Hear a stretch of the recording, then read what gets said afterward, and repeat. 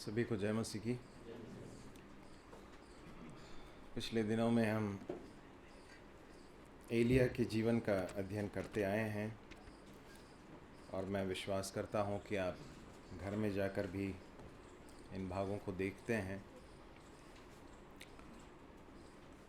जब हम परमेश्वर के वचन से पढ़ते हैं या सुनते हैं तो ये एक अच्छी आदत है कि घर में जाकर फिर से उसको एक बार देखें, पढ़ें, जो आपने लिखा है उसे एक बार देखें और जो सुना है उसके ऊपर विचार करें, क्योंकि यही तरीका है परमेश्वर के वचन को अपने हृदय में सहेजने का। यही तरीका है अपने जीवन में उसे अप्लाई करने का या फिर लागू करने का, है ना। यदि हम सुनकर चले जाते हैं, उसके बाद फिर उसके बारे में विचार नहीं करते हैं, तो फिर परमेश्वर के वचन का जो सामर्थ हमारे जीवन में काम करना चाहिए वो कई बार कर नहीं पाती है। हम उस दृष्टांत में जिसमें प्रभु यीशु मसीह ने उस बीज बोने वाले के दृष्टांत को कहा, उसमें भी हम जानते हैं कि कुछ जो मार्ग के किनारे बोए गए वो कैसे हैं, जो वचन को सुनकर समझते ही नहीं हैं या फिर उस पर ध्यान नहीं देते, उसके बारे में सोचते नहीं हैं, विचार नहीं करते, फिर से जाकर देखते नहीं हैं। तो ये एक अच्छा अभ्यास है हमारे जीवन के लिए। प्रभु हमारी सहायता करे।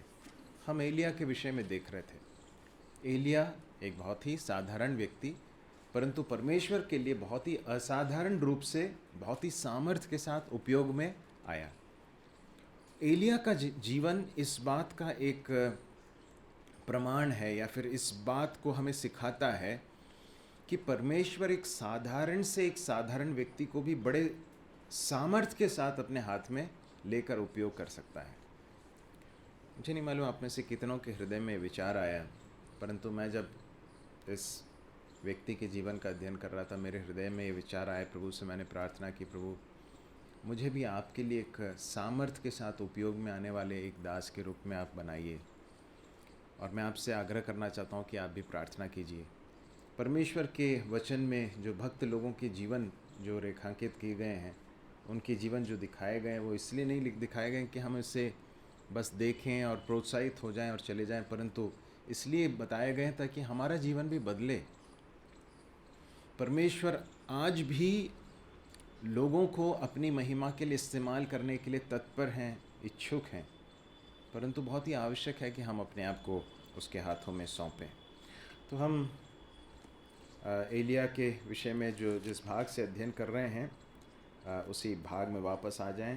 पहला राजा की पुस्तक उसके 17वें अध्याय में आ जाइए और उसके 15 से लेकर हम आगे के कुछ पदों को पढ़ेंगे। कृपया उसे पढ़ने में मदद करें। पहला राजा 17वां अध्याय 15वें पद से लेकर आगे। तब वह चली गई और एलिया के वचन के अनुसार किया।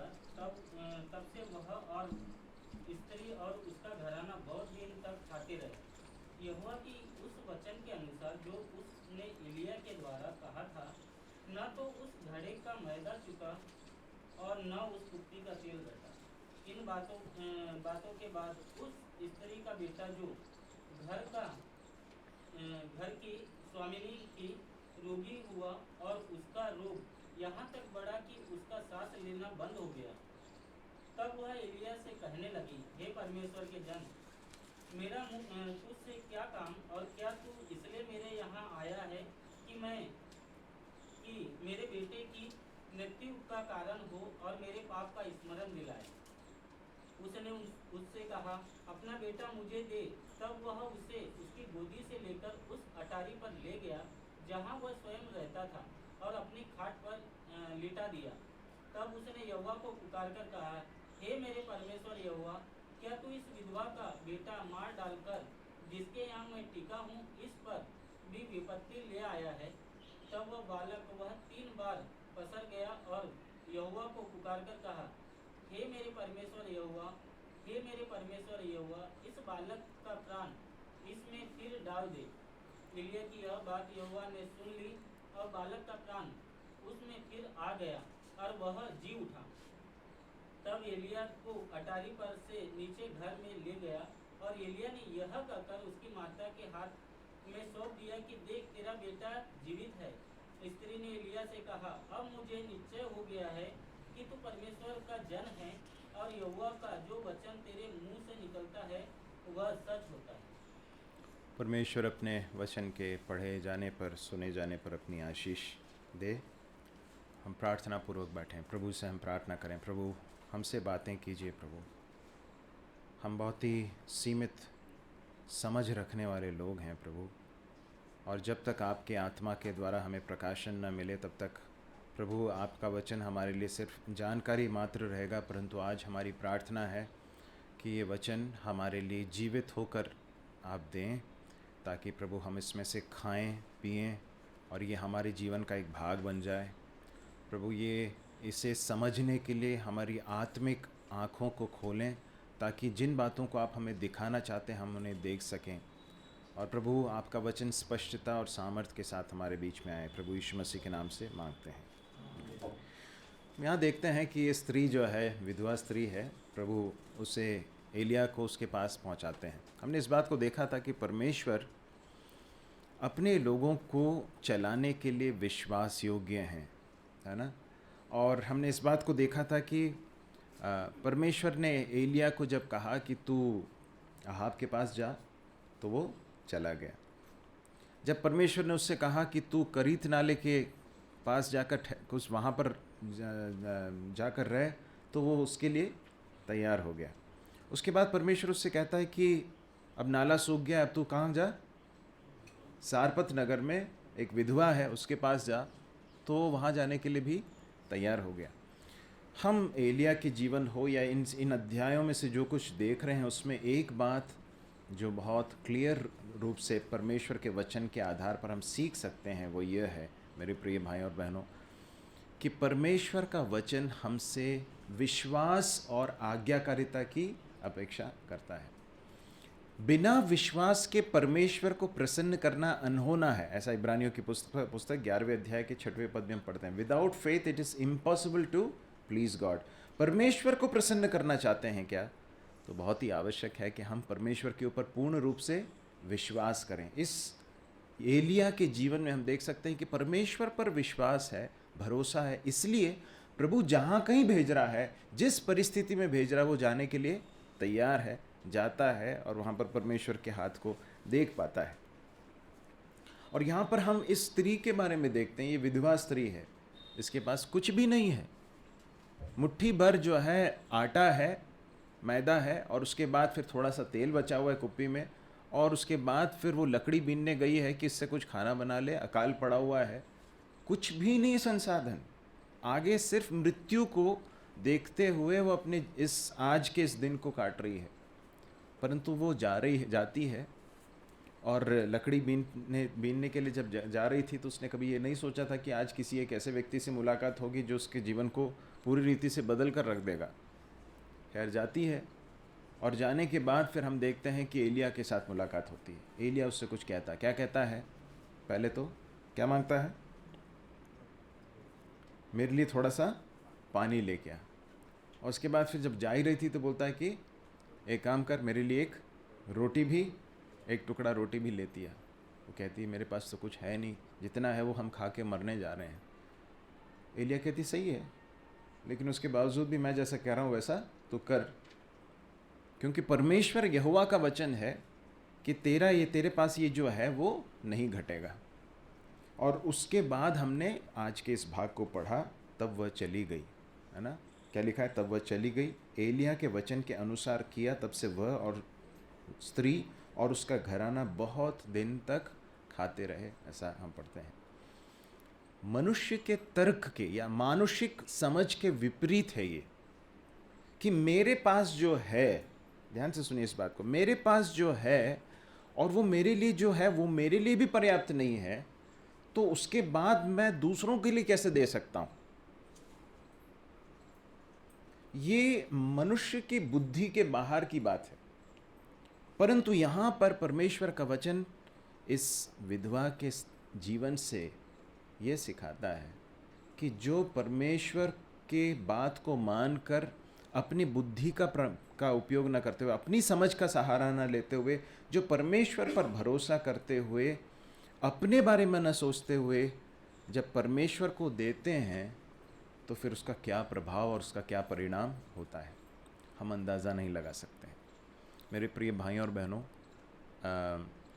परमेश्वर का वचन, हमने पिछली बार भी इस बात को देखा था कि यह नहीं कहता है कि जिसके पास बहुत है, जिसके पास बहुत अधिकाई से है, वो परमेश्वर की सेवा कर सकता है, या जिसके पास बहुतायत से है वो परमेश्वर के लिए दे सकता है। ऐसा लिखा है क्या? नहीं। एक्चुअली सही मायने में देखा जाए तो प्रैक्टिकली ऐसा होता है कि कई बार जिनके पास बहुत कम होता है वो कई बार परमेश्वर के लिए ज़्यादा दे पाते हैं।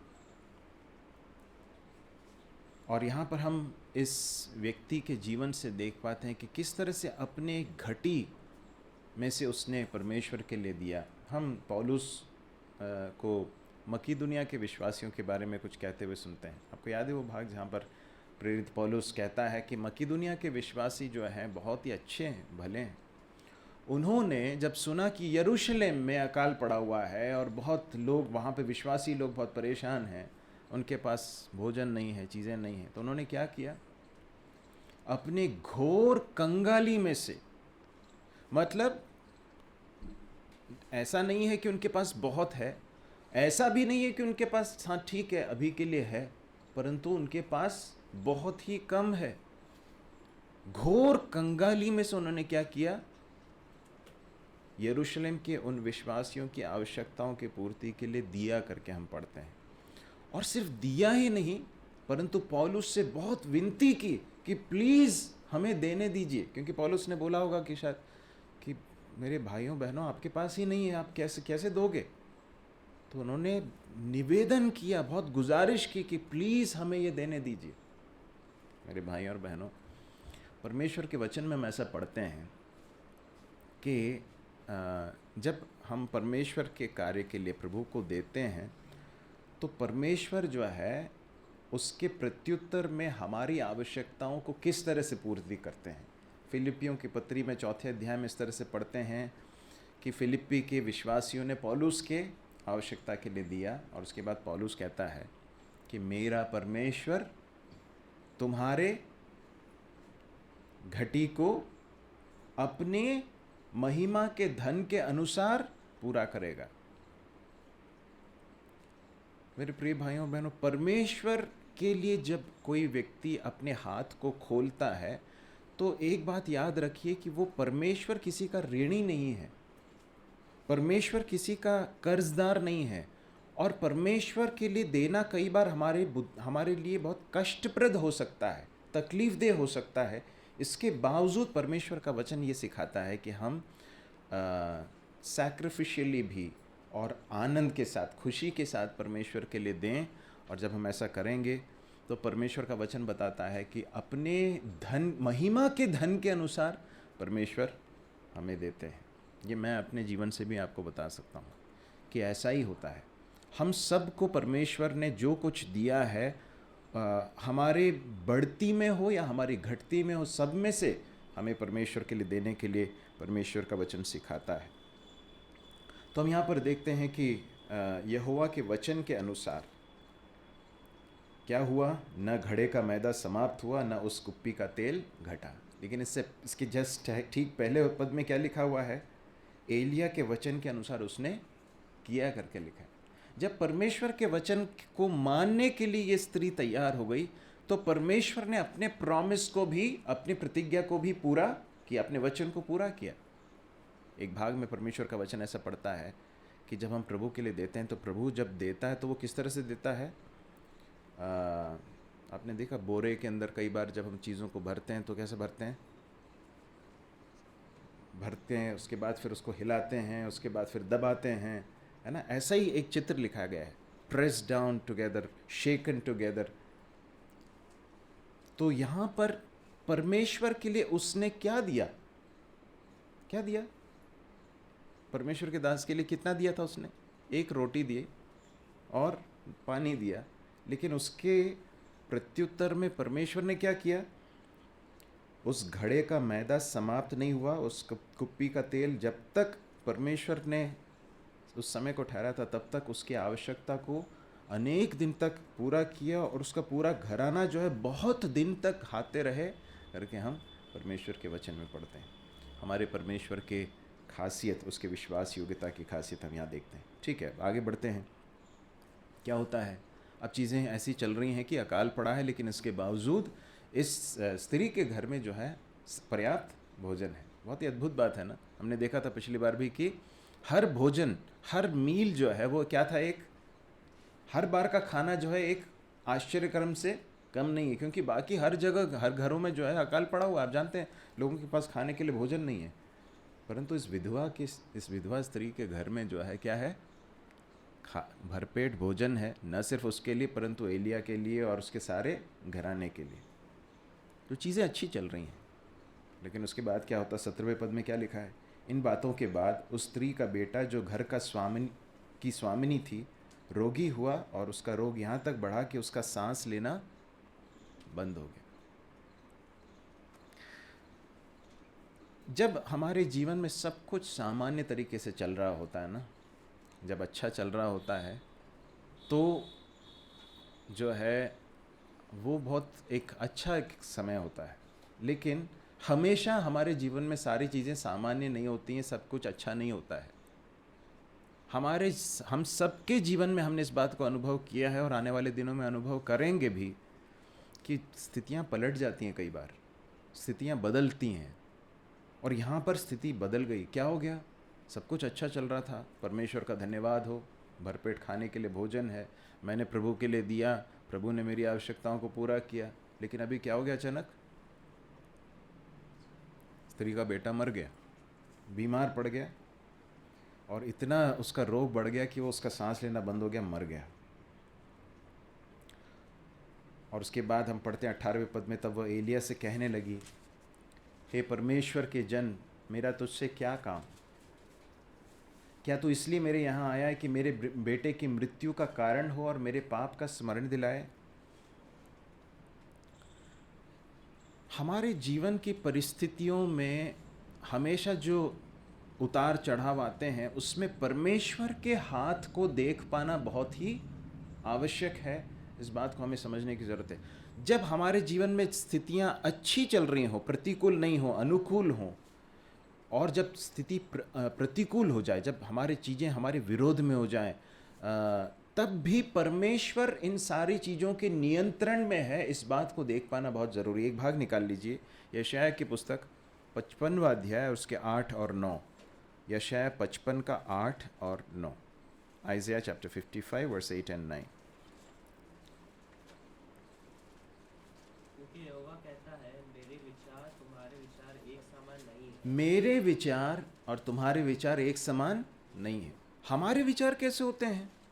हमारे विचार ऐसे होते हैं, प्रभु अभी जैसा चल रहा है ना जीवन, ऐसा ही चले, इससे बेहतर हो जाए, चीज़ें सब सामान्य रहें, कोई संघर्ष ना हो, तकलीफ़ ना हो, समय पर जो है धन मिलता रहे और अच्छा हेल्थ रहे, है ना, सारी चीज़ें, कोई परेशानी ना हो। ये हमारे विचार हैं, परंतु परमेश्वर के विचार ऐसे नहीं।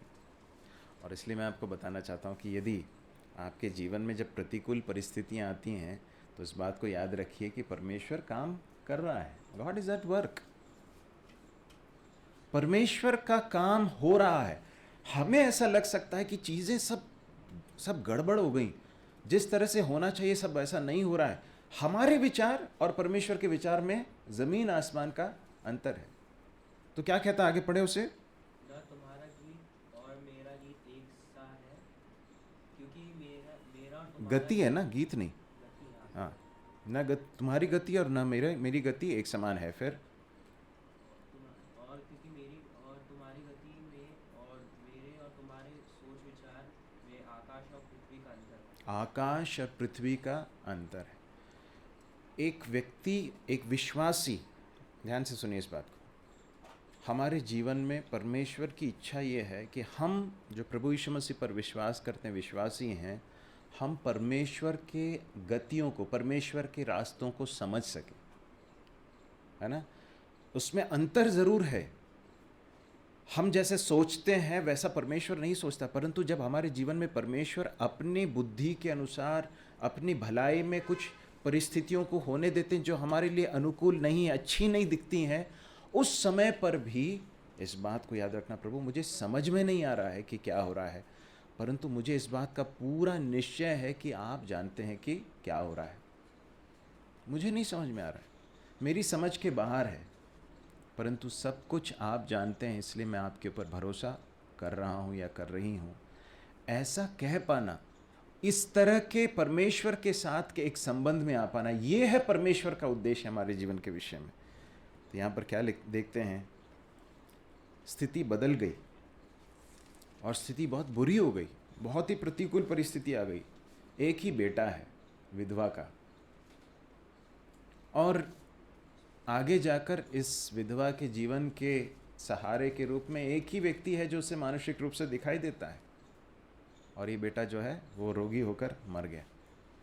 और ये सब तब हो रहा है जब एलिया उसके घर में रह रहा है। आप लोग इधर हैं, ध्यान से सुन रहे हैं इस बात को। ये सब कब हो रहा है? जब एलिया परमेश्वर का भविष्यद्वक्ता उसके घर में रह रहा है। प्रभु यीशु मसीह पर विश्वास किया इसलिए जीवन में सारी चीजें अनुकूल हो जाएंगी, ऐसा मत सोचिए। हो सकता है किसी विपत्ति का सामना करना पड़े, और बहुत बड़ी विपत्ति का सामना करना पड़े, परंतु यदि परमेश्वर को वास्तव में हमने जाना है, यदि प्रभु यीशु मसीह पर सच्चा विश्वास है, तो हमारा विश्वास परिस्थितियों के ऊपर निर्भर होकर डामाडोल नहीं होगा। दानियल के 3 मित्र थे, क्या नाम थे? शद्रक, मेशक और अबेदनगो। बहुत ऊंचे पद पर आसीन थे, परंतु परिस्थिति बदल गई अचानक। एक दिन क्या हो गया? राजा का ऑर्डर आता है कि एक मूर्ति बनाई है और उसके सामने झुक जाओ। जब नगाड़े सब बजते हैं तो उसके सामने झुक जाना, सबको झुकना है। जो नहीं झुकेगा उसको क्या किया जाएगा? आग की भट्टी में डाल दिया जाएगा। ये लोग नहीं झुकते, सबके सब झुके हुए हैं, सिर्फ ये 3 लड़के जो हैं वो खड़े हुए हैं। अलग दिख रहे हैं सब में, बाकी सब में अलग अलग होकर ये दिख रहे हैं। ये है एक विश्वासी का लक्षण। ये है एक विश्वासी जो सारे संसार में भीड़ के बीच में अलग दिखाई देता है, जो दूसरों के साथ समझौते करते हुए नहीं जीता है, जो दूसरे जो करते हैं वैसे ही उस बहाव में जाने वाला व्यक्ति नहीं है विश्वासी। इसलिए हो सकता है विपत्ति आए, और हो सकता है विपत्ति में से होकर जाना पड़े, लेकिन परमेश्वर साथ में है। और उन लड़कों के बारे में हम ऐसा पढ़ते हैं कि उनको एक और मौका दिया जाता है। राजा कहता है कि हो सकता है तुमने सही तरीके से समझा नहीं हो, तुम्हें एक और मौका दे रहे हैं। अब फिर से बजाया जाएगा, नगाड़े बजाए जाएंगे, शहनाई बजाई जाएगी, तुरही बजाई जाएगी। तुम क्या करना? फिर से झुक जाना, तो तुम्हारे प्राण बचा लिए जाएंगे, नहीं तो क्या होगा? तुम्हें सीधे आग की भट्टी में डाल दिया जाए। लड़के कहते हैं, हे राजा, हमें तुझसे इस विषय में बात करने का कोई प्रयोजन नहीं दिखाई पड़ता। हमारा परमेश्वर जिसकी हम सेवा करते हैं वो हमें तेरे हाथ से और इस आग की भट्टी से छुड़ा सकता है, बचा सकता है। लेकिन उसके बाद एक बात कहते हैं, वो क्या कहते हैं? लेकिन यदि वो ये चुनता है, यदि वो ये कहता है कि मैं नहीं बचा रहा, यदि परमेश्वर नहीं बचाए, तो भी हम नहीं झुकेंगे।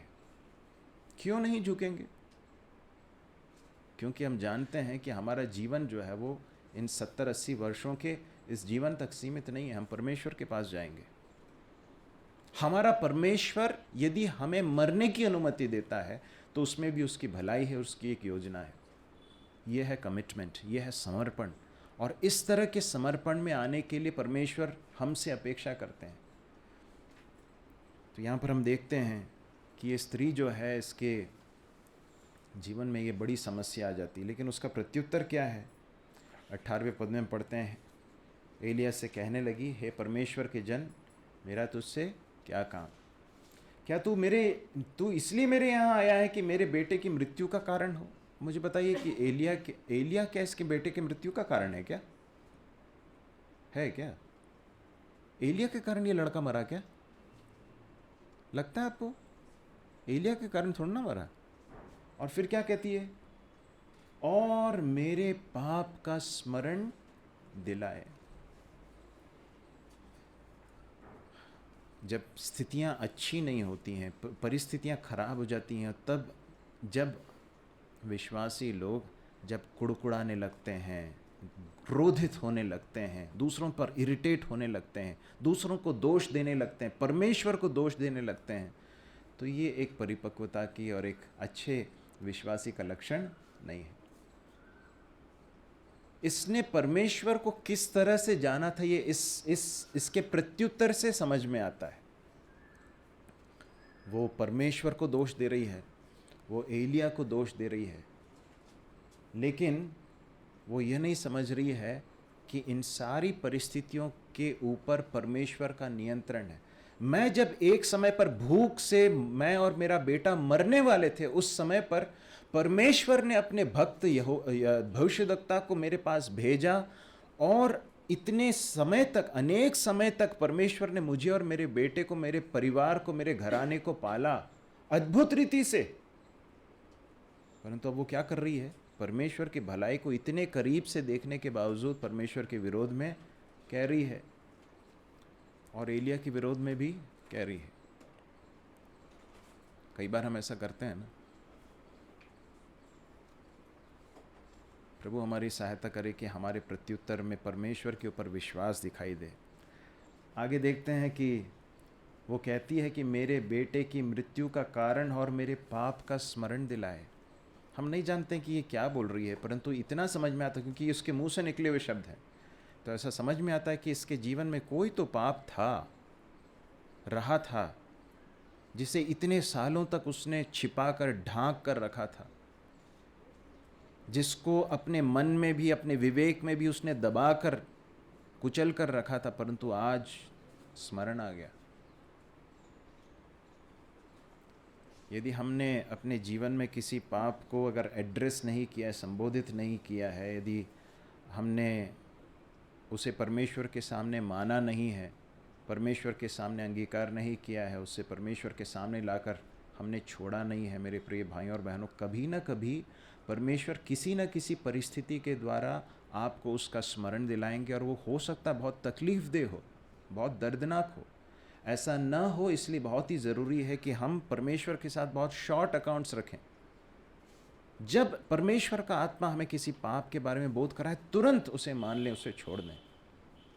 परंतु स्त्री के विषय में हम ऐसा समझ में आता है कि कुछ तो था उसके जीवन में जो उसने छिपा कर रखा हुआ था। प्रभु जानता, हमें नहीं मालूम।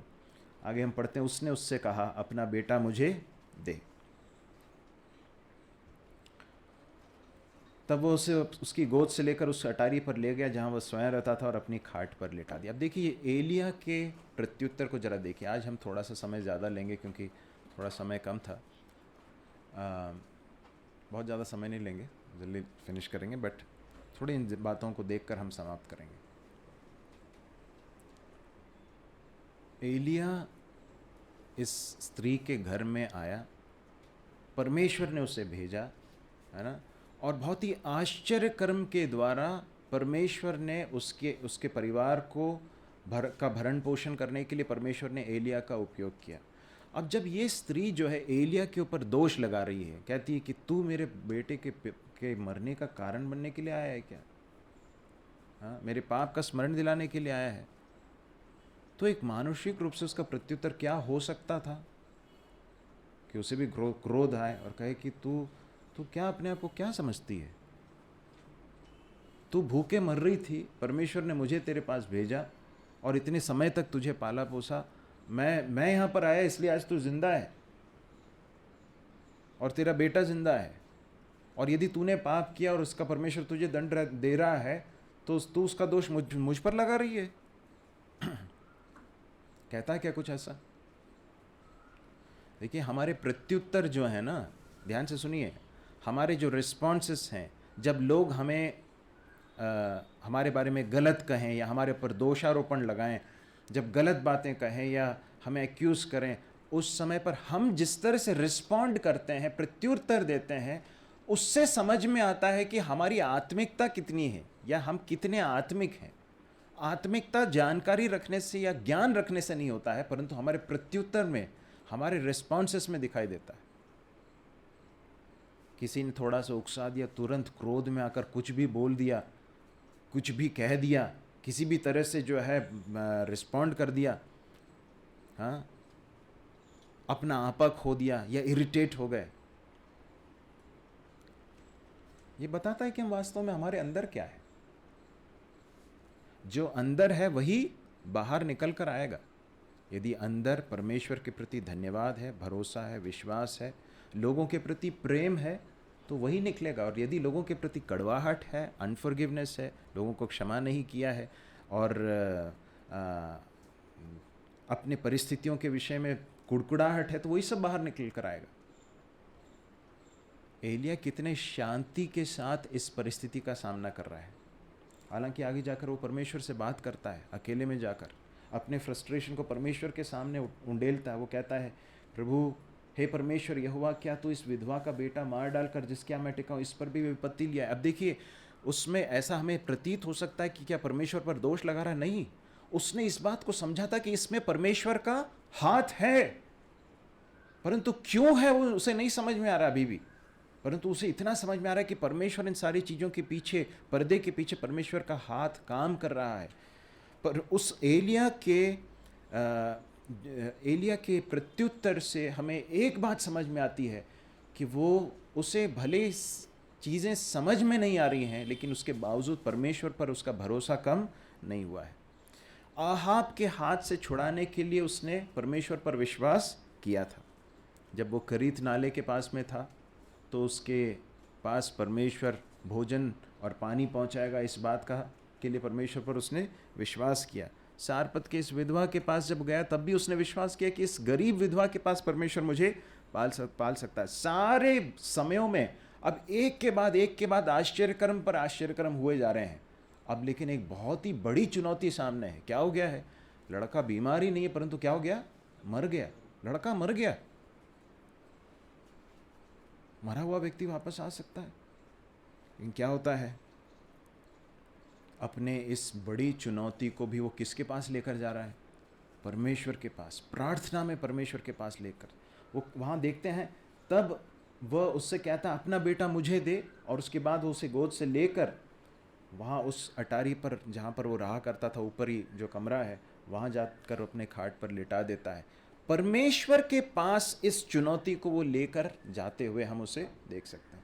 जब एक चुनौती आती है तो उस समय पर यदि हम अपनी ताकत से उसके साथ लड़ने की कोशिश करते हैं तो उससे समझ में आता है कि परमेश्वर पर हमारा भरोसा नहीं है। परंतु जैसी एक चुनौती आती है, तुरंत परमेश्वर के पास जाकर कहना, प्रभु ये क्या हो रहा है? प्रभु मुझे समझ में नहीं आ रहा है, परंतु प्लीज़ प्रभु आप सहायता कीजिए, आपके द्वारा ही कुछ हो सकता है। हम वहाँ पर देखते हैं कि वो परमेश्वर से प्रार्थना करता है। 21वें पद में हम पढ़ते हैं, 21 और 22 को जरा पढ़ लें। तब वह बालक पर 3 बार पसर गया और यहोवा को पुकार कर कहा, हे मेरे परमेश्वर यहोवा, हे मेरे परमेश्वर यहोवा, इस बालक का प्राण इसमें फिर डाल दे। एलिया की यह बात यहोवा ने सुन ली और बालक का प्राण उसमें फिर आ गया और वह जी उठा। धन्यवाद भाई।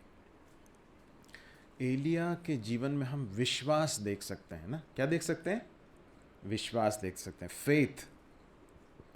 विश्वास कैसे समझ में आता है?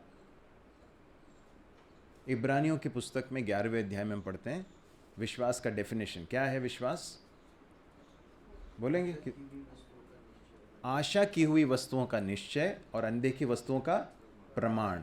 ठीक है। उसके बाद फिर एक बड़ी लंबी फहरिस्त है, बड़ी सूची है, जिसमें अलग अलग लोगों के नाम लिए गए हैं और लिखा है कि उन्होंने विश्वास किया। विश्वास किया तो कैसे समझ में आता है कि विश्वास किया? नूह से परमेश्वर ने कहा कि पानी बरसने वाला है और जल प्रलय होने वाला। अभी तक बारिश हुई नहीं थी, अभी तक देखा नहीं किसी ने बारिश होते हुए, परंतु नूह ने क्या किया? विश्वास किया। विश्वास किया कैसे समझ में आया? उसने जहाज बनाया। इब्राहिम से परमेश्वर ने कहा कि तू चला जा, मैं एक देश तुझे दिखाऊंगा। वो चला गया। उसके चले जाने से समझ में आया कि उसने विश्वास किया। विश्वास किया कैसे समझ में आता है? इस व्यक्ति एलिया के जीवन में परमेश्वर पर विश्वास है, कैसे समझ में आता है? पहली बात तो ये देखने को मिलती है कि वो बड़ा शांत है। यदि परमेश्वर की शांति का अनुभव हम कर पाते हैं अपने जीवन की प्रतिकूल परिस्थितियों में, तो वो ये बताता है कि हमारा परमेश्वर पर विश्वास कितना गहरा है। यदि हम बेचैन होते हैं, परेशान होते हैं, इरिटेट होते हैं, तो ये बताता है कि हमारा विश्वास बहुत ही सतही है। दूसरी बात, उस विधवा स्त्री के प्रति उसके व्यवहार से समझ में आता है कि उसका विश्वास परमेश्वर पर है। नहीं तो वो उसके ऊपर बिगड़ सकता था, उसको दोषारोपण दे सकता था, कह सकता था तू मेरे ऊपर क्यों दोष लगा रही है, मेरा इसके साथ कोई लेना देना नहीं है। वो उससे कुछ भी नहीं कह रहा है, बहुत ही ग्रेशियस तरीके से या बहुत ही अनुग्रह के साथ, कृपा के साथ उस स्त्री के साथ वो व्यवहार करता हुआ दिखाई देता है। तीसरी बात, वो अपने इस आवश्यकता, इस चुनौती को किसके पास लेकर जाता है? परमेश्वर के पास प्रार्थना में लेकर जाता है। ये भी विश्वास का एक प्रमाण है। विश्वास किया, ये इससे समझ में आता है। और अगली बात, अपने इस चुनौती में वो, उसका फोकस अपने ऊपर नहीं है, परंतु किसके ऊपर है? उस विधवा की इस परिस्थिति के ऊपर है, और वो उसकी मदद करने के लिए तैयार है। इस बात से भी समझ में आता है कि वो परमेश्वर के ऊपर विश्वास करता है। फिलिपियों 2 अध्याय उसके 3 और 4 पद को पढ़ लें। फिलिपियों 2 अध्याय 3 और 4 जल्दी पढ़ लें।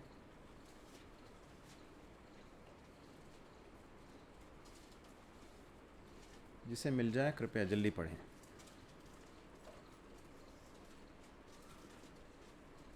जॉली मिल गया? फिलिपियों 2 का 3 और 4। विरोध या झूठी बड़ाई के लिए कुछ न करो, पर दीनता से एक दूसरे को अपने से अच्छा समझो। हर एक अपनी ही हित की नहीं, वरन दूसरों के हित की भी चिंता करे। हर एक अपने ही हित की नहीं, परंतु दूसरों के हित की भी चिंता करे। विश्वास करने वाला व्यक्ति अपने हित की नहीं, परंतु दूसरों के हित की सोचने लगता है, उसके लिए परिश्रम करता है। फिर आगे हम देखते हैं कि ये प्रार्थना में कितना परसिस्टेंटली प्रार्थना करता है। हम पढ़ते हैं वहाँ पर, वह बालक पर 3 बार पसर गया, यहोवा को पुकार कर कहा, हे मेरे परमेश्वर यहोवा, इस बालक का प्राण इसमें फिर डाल दे।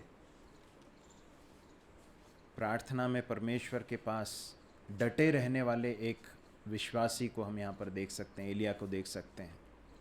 इसलिए याकूब की पत्री में लिखा है कि एलिया भी हमारे ही समान सुख दुख भोगी मनुष्य था, साधारण मनुष्य था, परंतु उसने प्रार्थना की, है ना। प्रार्थना में बिना थके, बिना हिया छोड़े, बिना हिम्मत हारे प्रार्थना करना।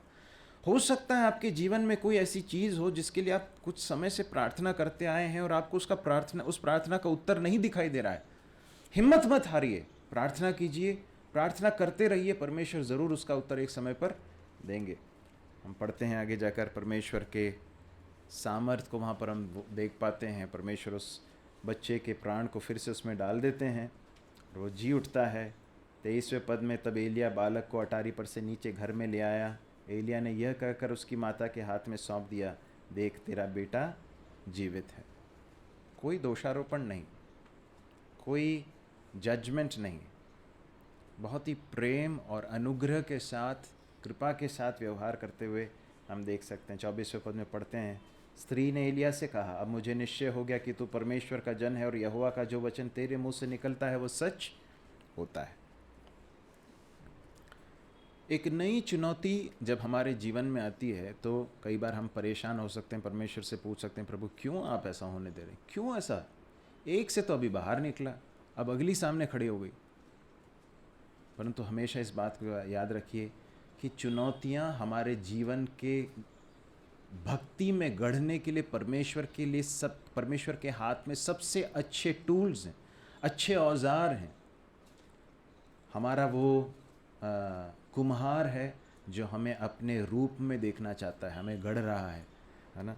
तो इस क्राइसिस के द्वारा, इस चुनौती के द्वारा, इस बड़ी तकलीफ दे परेशानी के द्वारा कुछ चीज़ें हासिल हुई। क्या हुई? सबसे पहली बात तो इस विधवा के स्त्री में परमेश्वर का बड़ा कार्य होते हुए हम देख सकते हैं। अभी तक उसने अपने जीवन के एक हिस्से को छिपा कर रखा था, उसे दबा कर रखा था, परंतु क्या हुआ? आज परमेश्वर ने उसके साथ व्यवहार किया। कई बार तकलीफ दे परेशानियाँ कई बार हमारे जीवन के कुछ ऐसे हिस्सों को बाहर निकाल कर उभार कर लाती हैं जिसे हमने कई बार दबा कर रखा होता है।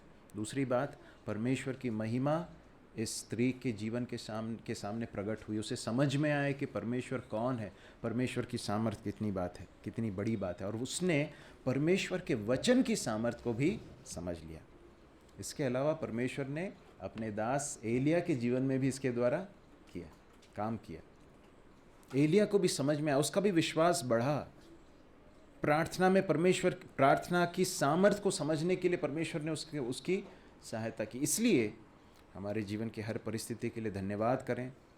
याकूब के पत्री हम पढ़ते हैं, हे भाइयों, जब तुम नाना प्रकार की परीक्षाओं में से होकर जाओ तो उसे आनंद की बात समझो, क्योंकि परमेश्वर कुछ कर रहा है, परमेश्वर गढ़ रहा है, तोड़ेगा, गढ़ेगा, लेकिन अपने पुत्र के स्वरूप में बनाएगा। प्रभु हमारी सहायता करें।